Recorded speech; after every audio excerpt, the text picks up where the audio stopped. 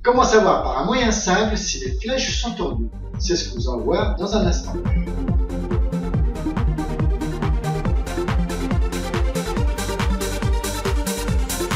Salut amis archers, c'est Richard du blog Tétard, entraîneur et coach de tir à l'arc.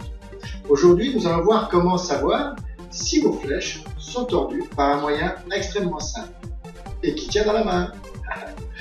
Ouais, non, c'est ballot, hein.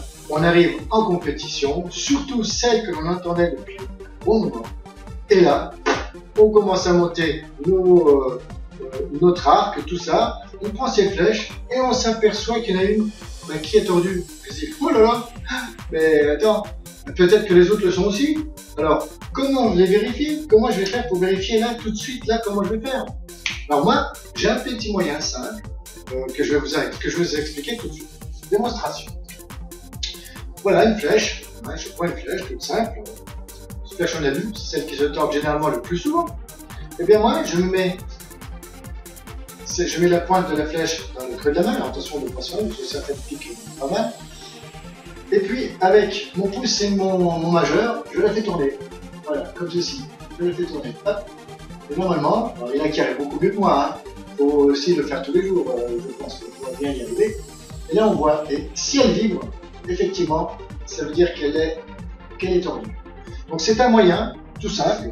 Je vais le faire avec une autre flèche encore, différente. Celle-ci c'était du carbone. Voilà. Je fais la même chose. Hop, et voilà. Avec un petit peu de dextérité et d'entraînement, on y arrive très bien. Donc, et bien là ce que l'on voit, c'est que si elle vibre, c'est que ces flèches sont tordues. Donc généralement, il faut toujours, comme je dis toujours en compétition, il faut toujours en avoir plusieurs. Moi j'en vois souvent qui viennent avec 3 voire 6 flèches sur le terrain. 3 flèches en salle, ça suffit pas, il en faut au minimum 4. Donc avoir toujours 6 ou voire 12 flèches pour ceux qui ont les moyens de s'offrir de bonnes flèches pour les compétitions. Et puis généralement, quand elles sont tordues, moi ce que je fais, c'est que je m'en sers pour l'entraînement.